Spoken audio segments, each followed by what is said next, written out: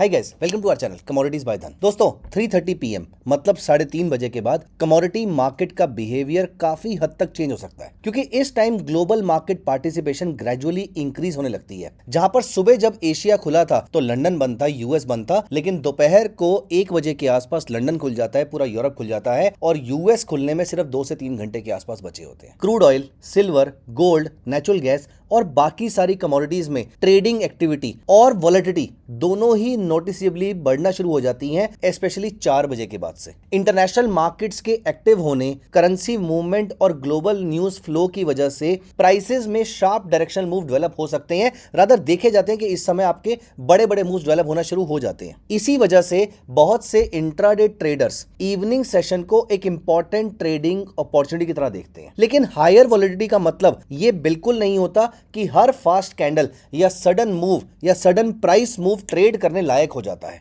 कई बार एक डायरेक्शन में स्ट्रॉन्ग मूव दिखता है, ट्रेडर्स को अट्रैक्ट करता है और उसके इमीडिएटली बाद शार्पली रिवर्सल आ जाता है। अगर ट्रेडर बिना ट्रेंड, लेवल और मार्केट कॉन्टेक्स्ट समझे सिर्फ मोमेंटम को चेज करता है तो स्टॉप लॉस जल्दी हिट हो सकता है। बिना प्रॉपर प्लान के इवनिंग सेशन की volatility unnecessary losses, emotional trading और ओवर ट्रेडिंग का मेजर रीजन बन सकती है। रादर बहुत सारे ट्रेडर्स के लिए बनती भी है। दोस्तों सबसे बड़ी या सबसे कॉमन मिस्टेक ये होती है कि ट्रेडर्स एक ही टाइम पर क्रूड ऑयल, गोल्ड, सिल्वर और मल्टीपल कमोडिटीज के चार्ट्स मॉनिटर करने लग जाते हैं। इस वजह से उनका फोकस डिवाइड हो जाता है और वो किसी भी एक सेटअप को प्रॉपरली एनालाइज और प्रॉपरली फॉलो नहीं कर सकते हैं या नहीं कर पाते हैं। बेटर अप्रोच ये है, सबसे पहली चीज, आपको कुछ चीजें हैं जो मैं यहां पर बता रहा हूं वो आपको याद रखनी है। बेटर अप्रोच ये है कि पहले मार्केट को सिस्टमैटिकली स्कैन किया जाए और सिर्फ स्ट्रॉन्गेस्ट अपॉर्चुनिटी वाली कमोडिटीज को ही शॉर्टलिस्ट किया जाए। ये आप कैसे कर सकते हैं मैं आपको जल्दी से दिखाता हूं धन के ओटी वेब पे। तो सबसे पहले हम धन वेब पे चलते हैं। धन वेब पे जब आप धन वेब के मेन पेज पे आ जाते हैं, यहां पर हम मार्केट्स में जाएंगे, यहां से हम कमोडिटीज में जाएंगे। आपको यहां पर OI gainers, OI losers, top volume, top value, price gainers, price losers, futures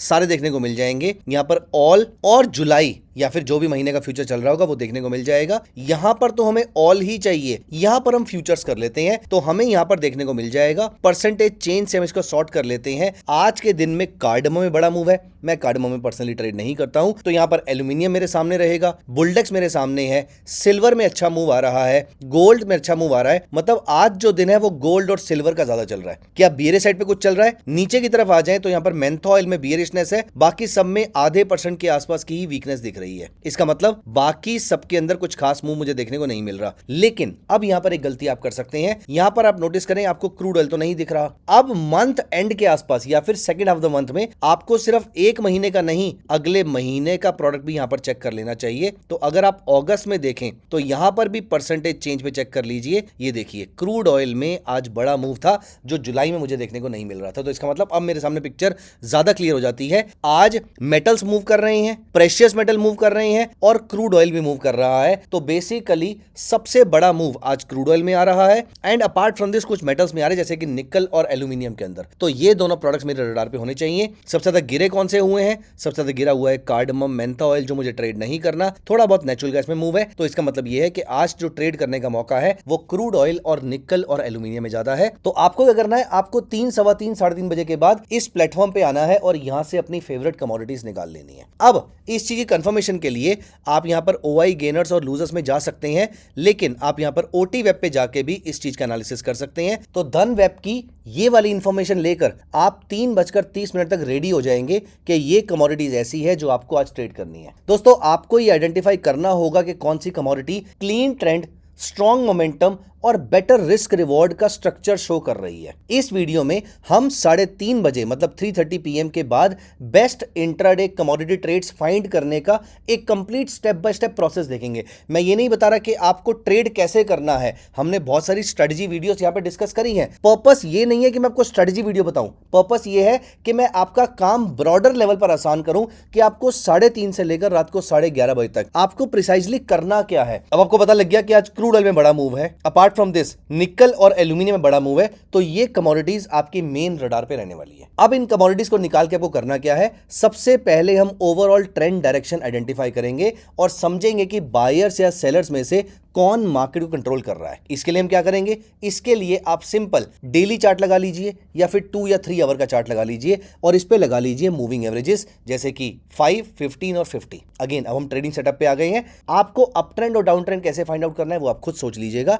मैं इस तरीके से फाइंड आउट कर लेता हूं तो अब मुझे पता लग जाता है कि यहां पर मेरा स्टॉक जो है या मेरी कमोडिटी जो है वो ब्रॉडली अप ट्रेंड में या डाउन ट्रेंड में चल रही है। अब अगर वो अप ट्रेंड और डाउन ट्रेंड में चल रही है तो क्या वो रिवर्सल के आसपास तो नहीं है। उसके लिए आप डिमांड और सप्लाई जोन मार्क कर सकते हैं एंड अपार्ट फ्रॉम दिस आप यहां पर कोई आरएसआई डाइवर्जेंस, एमएसीडी डाइवर्जेंस या कोई भी ऐसी डाइवर्जेंस देख सकते हैं। याद रखिएगा मैंने अभी रिसेंटली एक वीडियो में बताया था कि कैसे आप प्रीमियर स्टोकेस्टिक आरएसआई को यूज करके डाइवर्जेंस ढूंढ सकते हैं। अगर वो वीडियो आपने नहीं देखी है तो प्लीज पीछे जाके वो वीडियो जरूर देख लीजिए। वो आपको ये बता देगा कि आपका ट्रेंड क्या चल रहा है और मार्केट रिवर्सल पे है या नहीं है। तो मैंने एक वीडियो में बताया था कि 2 इंडिकेटर ऐसे जो आपको ट्रेंड के बारे में बताते हैं और 2 इंडिकेटर ऐसे जो आपको रिवर्सल के बारे में बताते हैं। अगर रिवर्सल का सेटअप आ रहा है तो वेट कर लीजिए, शाम को यहाँ पर रिवर्सल जब आएगा तब हम ट्रेड करेंगे और अगर ट्रेंड कंटिन्यूएशन का सिग्नल आ रहा है तो जैसे ही प्राइसेस में डिप आएगा यहां पर हम फ्रेश बाय करेंगे। इस चीज को आपको याद रखना है और 6 बजे के आसपास इन दोनों में से कोई एक चीज होगी, इसके चांसेस बहुत हाई है दोस्तों। इसके बाद हम important support, resistance, previous high, previous low, breakout zones को चार्ट पर आराम से मार्क कर लेंगे। आई एम श्योर इतना सब कुछ पढ़ने के बाद, इतनी सारी वीडियोस देखने के बाद ये चीज आपको अब तक समझ में आ गई होगी। हम ये भी देखेंगे कि वॉल्यूम और मोमेंटम प्राइस मूव को सपोर्ट कर रहे हैं या फिर मार्केट सिर्फ फॉल स्ट्रेंथ की वजह से ऊपर जा रही है। इसके लिए मैं आपको एक इंडिकेटर बता देता हूं, आप जो मर्जी टाइम फ्रेम पे ऑन बैलेंस वॉल्यूम लगा दीजिए। ऑन बैलेंस वॉल्यूम पे आप 100 पीरियड की मूविंग एवरेज लगा दीजिए। जैसे कि मैं आपको यहां पर दिखा देता हूं, अभी सिल्वर के चार्ट में मैंने यहां पर ओबीवी अप्लाई किया और ओबीवी पे मैंने यहां पर मूविंग एवरेज को एक्टिवेट कर लिया। मूविंग एवरेज का कलर मैंने यहां पर ब्लैक कर लिया है और ये मूविंग एवरेज 100 पीरियड की हो गई ईएमए। तो जब कभी भी आपका ईएमए मूविंग एवरेज के नीचे है मतलब ट्रेंड ऊपर का नहीं है, और जब कभी भी आपका ओबीवी मूविंग एवरेज के ऊपर है मतलब ट्रेंड ऊपर का है, नीचे का नहीं है। अब यहां पर बहुत इंपॉर्टेंट चीज आती है, सिर्फ टेक्निकल एनालिसिस के बेसिस पे कि आप मार्केट में पैसा कमा सकते हैं, कोई प्रॉब्लम नहीं है, लेकिन अगर आप ग्लोबल फाइनेंशियल मार्केट्स को देखेंगे तो यहां से आपका विन रेट बहुत बढ़ जाएगा। तो साथ ही global market cues, dollar movement और इंपॉर्टेंट इकोनॉमिक इवेंट्स का कमोडिटी प्राइसेस पर पॉसिबल इंपैक्ट भी आपको यहीं पर समझना पड़ेगा। मैं आपको दिखा देता हूं कि ये चीज आप कैसे फाइंड आउट कर सकते हैं। हम यहीं धन चार्ट से वापस चलते हैं स्कैनेक्स की तरफ। दोस्तों स्कैनेक्स में जब मैं इनसाइड सेक्शन में जाता हूं तो यहां पर आपको नीचे दिखता है इवेंट्स कैलेंडर। इवेंट्स कैलेंडर में आपको यहां पर इकोनॉमिक कैलेंडर दिखाई देता है। ये इकोनॉमिक कैलेंडर बहुत ही काम की चीज है। तो कौन कौन सी कंट्रीज के इकोनॉमिक कैलेंडर आपको यहां पर चाहिए? सबसे इंपॉर्टेंट है यूएस का इकोनॉमिक कैलेंडर। जैसे कि आज सुबह अर्ली मॉर्निंग हमारी जो यूएस की एपीआई क्रूड ऑयल की इन्वेंट्री आई थी वो आई थी 3.296 मिलियन बैरल, जो कि पिछली बार से ज्यादा आई थी। और ठीक उस तरीके से अभी शाम को 8 बजे एक और इन्वेंट्री है which is EIA crude oil inventory. तो मुझे पता है कि क्रूड ऑयल में बड़ा मूव आया हुआ है और इन्वेंट्री एक ट्रिगर हो सकता है एक और बड़े मूव की तरफ, चाहे वो वापस रिवर्सल हो या फिर सेम डायरेक्शन के अंदर मूव हो। अब दोस्तों आपको सीखना चाहिए कि स्ट्रॉन्ग कमोडिटी को शॉर्टलिस्ट करने के लिए प्राइस एक्शन और मोमेंटम को कैसे कंपेयर किया जा सकता है। हम आइडियल एंट्री टाइमिंग, ब्रेकआउट और पुल बैक एंट्रीज के बीच का डिफरेंस और कंफर्मेशन कैंडल की इंपॉर्टेंस को भी आपको समझना चाहिए और हम भी अलग अलग वीडियो में इसको डिस्कस करते रहते हैं। तो दोस्तों सबसे पहले मैं पता किया कि कौन सी कमोडिटीज में ट्रेड करना है, फिर हमने देखा कि क्या वो कमोडिटी का ट्रेंड ऊपर चल रहा है या नीचे चल रहा है, फिर हमने देखा क्या वो कमोडिटी रिवर्सल के आसपास तो नहीं है, फिर हमने देखा कि आज शाम को इवेंट कौन सा आने वाला है। अब यहां पर आती है एक बहुत ही इंपॉर्टेंट चीज, अब आपको चलना है ओटी वेब पे। आपको अपनी फेवरेट कमोडिटी, अब इस समय हमारी आज की कमोडिटी कौन सी है? हाइपोथेटिकल एग्जांपल, पहला क्रूड ऑयल था, दूसरा निकल था, तीसरा एल्यूमिनियम था। ये 3 कमोडिटीज हमने शॉर्टलिस्ट करी थी। बाकी 5 या 6 कमोडिटीज को रखेंगे साइड पे, नजर के सामने रखेंगे, लेकिन इन तीनों पे खास फोकस हम रखने वाले हैं। अब यहां पर देखिए मैं टाइप कर लेता हूं फॉर एग्जांपल निकल, तो निकल ऑगस्ट फ्यूचर पे चलता हूं, बिल्टअप पे चलता हूं। अब आप यहां पर देखिए अगर मुझे इस जगह पर 3 बार लगातार कोई चीज देखने को मिलती है, जैसे कि short buildup, short buildup, short buildup, अगर 3 बार देखने को मिलता है तो मैं यहां पर आऊंगा निकल के चार्ट पे और निकल के 5 मिनट्स के चार्ट पे ओबीवी नीचे आएगा और मूविंग एवरेज क्रॉसओवर नीचे की तरफ आएगा, तो यहां पर आपकी ट्रेडिंग की अपॉर्चुनिटी जनरेट होगी ठीक उस तरीके से। और मैं आपके नोटिस कर रहे हैं कि मैंने 5 मिनट्स का टाइम फ्रेम यूज किया है क्योंकि हम 3:30-4 बजे के बाद ये ट्रेड जनरेट करेंगे और इंट्राडे में हमारा ट्रेड वैलिड रहने वाला है। लेकिन अब आपको कुछ चीजें और याद रखनी है। हमने कुछ टाइम पहले कुछ वीडियोस रिकॉर्ड करी थी जहां पर मैंने आपको बताया था कि कौन कौन से डेटा रिलीजेस बहुत ज्यादा इंपॉर्टेंट है आपके लिए। अगर शाम को वो डेटा आने वाला है, फॉर एग्जांपल यूएस का नॉन फार्म पेरोल्स, यूएस की इन्फ्लेशन, या फिर आज रात को यूएस फेडरल रिजर्व की मीटिंग है, इन सारे केसेस के टाइम पर आपको 3:30 3 से 4 बजे के आसपास जो ट्रेड लेना है वो सिर्फ इस पॉइंट ऑफ व्यू से लेना है कि आपने 6 साढ़े 6 बजे एग्जिट कर जाना है। और अगर आज रात को फेडरल रिजर्व की मीटिंग है तो आज रात को पोजीशन स्क्वायर अप करके जानी है। अगर आपके पास 3:30 से 4 के बीच में पोजीशन नहीं आती है, 6 साढ़े 6 बजे के बाद कोई ट्रेड आता है, तो फिर आप उसको इस इवेंट के होने के बाद, for example non farm payrolls का डेटा 6 बजे आता है, इनिशियल जॉबलेस क्लेम 6 बजे आता है, इन्फ्लेशन 6 बजे आता है, ये डेटा निकलने के बाद फिर आपने यहां पर ट्रेड करना शुरू करना है। तो बेसिकली 3:30 बजे के बाद वाले टाइम पीरियड को भी हमने दो पार्ट्स में ब्रेक कर लिया है। एक है 3:30 से 6 बजे वाला टाइम फ्रेम और एक है 7 से लेकर रात को 11:30 बजे वाला टाइम फ्रेम, क्योंकि 6 से 7 के बीच में इंपॉर्टेंट डेटा रिलीजेस होते हैं। जिस दिन नहीं होते उस दिन आपको घबराने की कोई जरूरत नहीं है, आप पूरा दिन ट्रेड कर सकते हैं। लेकिन जिस दिन होते हैं आपको इस बात को इंश्योर करना है कि 6 से 7 बजे के बीच में आपको ज्यादा हैवी ट्रेडिंग यहां पर नहीं करनी है। 7 से 11:30 जो मर्जी कीजिए, 3:30 से 6 जो मर्जी कीजिए, तो बाद वाले 4.5 घंटे, स्टार्टिंग वाले 2.5 घंटे जो मर्जी कीजिए, कोई फर्क नहीं पड़ता। लेकिन 6 से 7 का टाइम पीरियड आपके लिए बहुत ज्यादा इंपॉर्टेंट है। वहीं अगर आप क्रूड ऑयल में ट्रेड कर रहे हैं तो रात को 8 बजे, और वहीं नेचुरल गैस में भी ट्रेड कर रहे हैं तो रात को 8 बजे, 8 से 8:30 का टाइम बहुत ही क्रूशियल होता है वेंसडे और थर्सडे का। वेंसडे को क्रूड ऑयल के लिए, थर्सडे को नेचुरल गैस के लिए। अगर आप क्रूड ऑयल में वेंसडे को ट्रेड कर रहे हैं तो जो पोजीशन आपने 3:30-4 बजे के आसपास ली है वो 7:45 पे कवर कर लीजिए।